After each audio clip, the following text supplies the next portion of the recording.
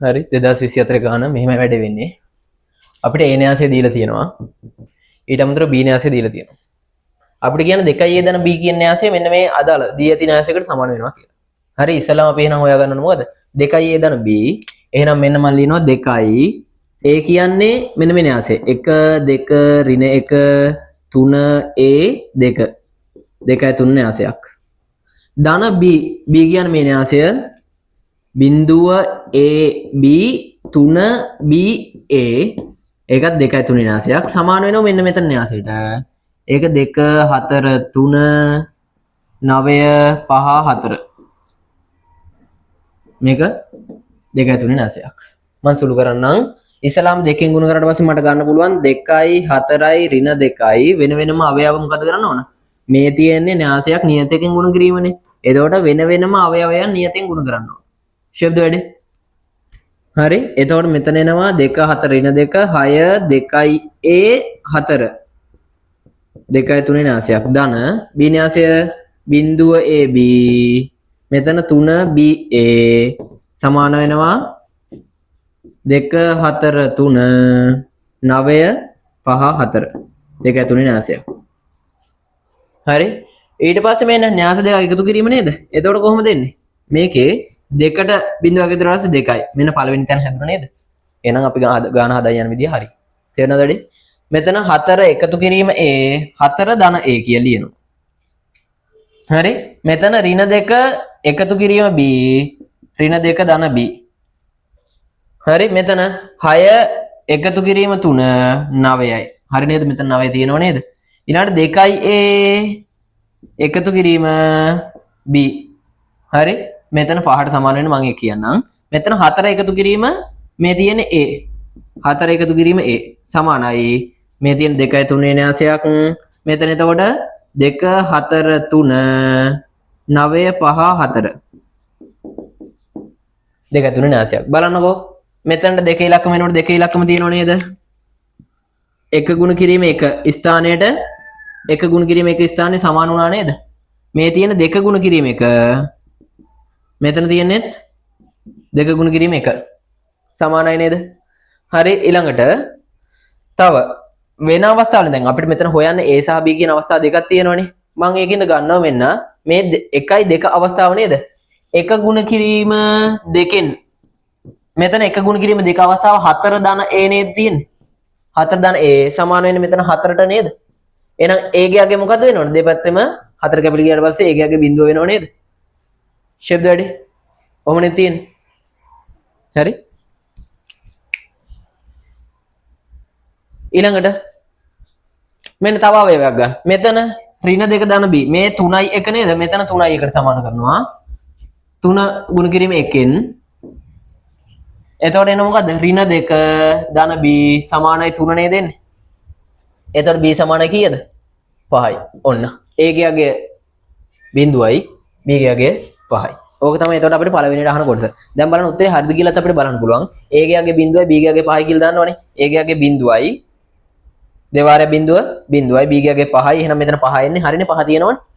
ඊළඟ මෙතන 4යි ධන A ගියාගේ බිඳුවයි. එතකොට 4යි එන්න ඕන. මෙතන 4 තියෙනවා. ආයෙත් අපි ගතපු උත්තරේ හරි කියලා එතනම බලා ගන්නත් අපිට පුළුවන්. ෂෙබ්ද වැඩි. හදාගමු. හරි. මේකේ අපිට ඊළඟට ගාන කියනවා C සමානයි AB ට්‍රාන්ස්පෝස් වෙනවා කියලා. C සොයන්න කියලානේ කියන්නේ.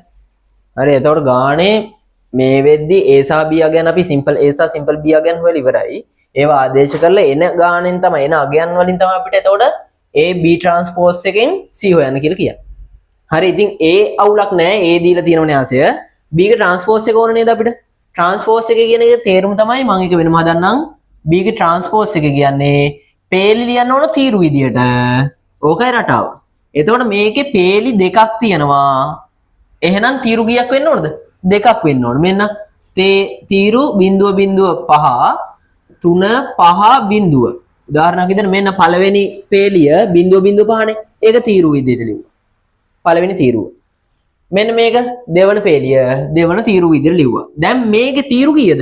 තීරු 3යි පේලි 3යි තීරු කීයද? 2යි. මේ න්‍යාසය අනිත් පැත්ත ගැහුව වගේ වැඩක් උනේ. ට්‍රාන්ස්පෝස් එක කියන්නේ ඒක පෙරළුම. හරි.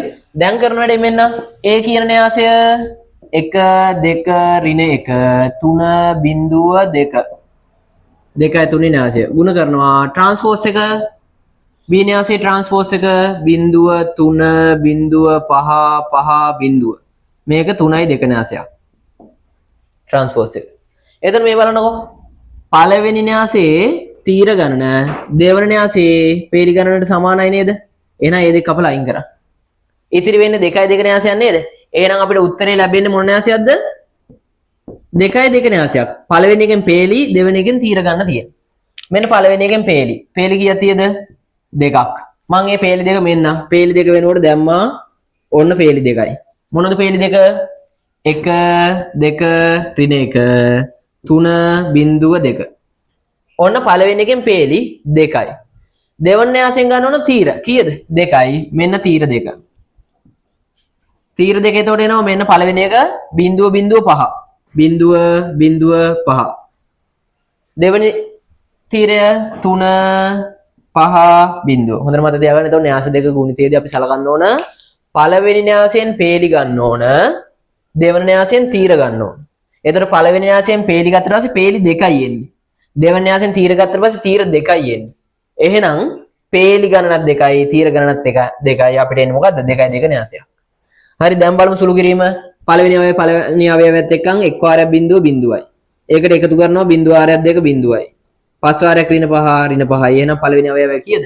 ඍණ 5යි.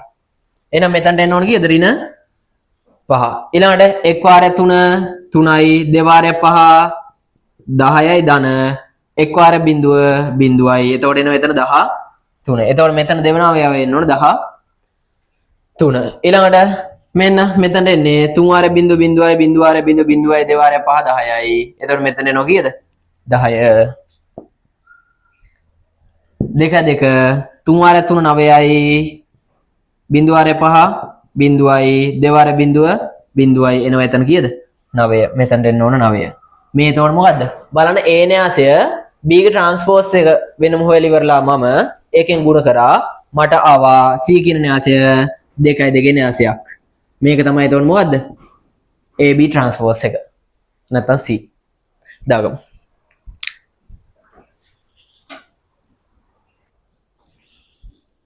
හරි දැන් මෙතනින් පස්සේ තියෙන්නේ C ඉන්වර්ස් ගේ අගය ගන්නනේ. මෙහෙම වැඩේ කරන්න ඕන. හරි? මට C කියන න්‍යාසය මම හොයලා ඉවරයි මේ වෙද්දි. C කියන න්‍යාසය මට ආවේ ඍණ 5 13 10 9නේ. හරි ඕක 2යි 2 න්‍යාසයක්. C ඉන්වර්ස් ගන්න ක්‍රමය මොකද්ද? C ඉන්වර්ස් සමානයි 1ට C ගේ මාපාංකය ගුණ කරනවා විශේෂිත න්‍යාසයනේ. හරි? එතකොට මේක අපිට ඉස්සෙල්ලාම න්‍යාසය නිශ්චායකය ඕනේ. C ගේ නිශ්චායකය ගන්නවා. ප්‍රධාන විකරණයේ ගුණිතය ඍණ 5 ගුණ කරනවා 9න් අඩු කරනවා 13 ගුණ කරනවා කීයද? 10න්. ඍණ 5 9න් ගුණ කරලා ඍණ 45යි. ඍණ 13 වාරය 10 130යි. ඍණ 175යි. හරි? ඊළඟට මොකද කරන්න ඕන? 1ට C ගේ මාපාංකය 1ට ඍණ 175. ශබ්ද වැඩේ විශේෂිත න්‍යාසය කොහොමද ගන්නෙ?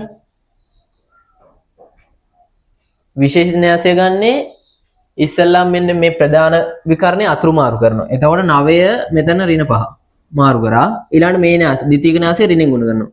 ඍණ 13 මෙතන ර්ණ 10. දැන් මොකද කරන්නේ? මේ අවයව සෑම එකක්ම ඍණ 175න් බෙදන්න ඕනේ. එතකොට එනවා 9 බෙදීම ඍණ 9 බෙදීම 175 එකක් එනවා. මෙතන ඍණ 13 බෙදීම ඍණ 175 කියන්නේ 175 බෙදීම 13 බෙදීම 175යි.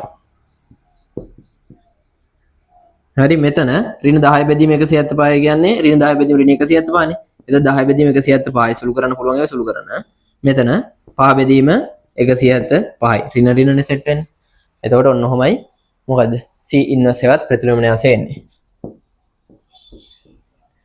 ශබ්ද ඩගලගම. හරි දැන් අපිට ගානේ ඊළඟට කියන්නේ මෙහෙම කතාවක්. DC සමානයි 1.02 2.2 න්‍යාසයන්නේ. හරි මේක 2.2 න්‍යාසයක්. අපිට හොයන්නේ කියනවා D න්‍යාසය. ඉතින් අපිට C නේ නැති කරගන්න ඕන.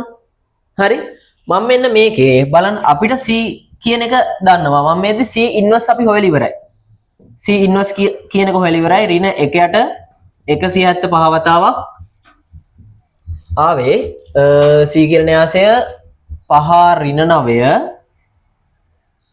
sorry 9 ඍණ 5 මෙතන ඍණ 13 ඍණ 10 නේ ඕකනේ ආවේ C ඉන්වර්ස්ට අපිට හරි දැන් මම කරන වැඩේ මොකද්ද මෙන්න මෙතන C කියන එක C ඉන්වර්ස් එකෙන් ගුණ කරනවා. ඇයි හේතුව මට D තනි කර ගන්න ඕන.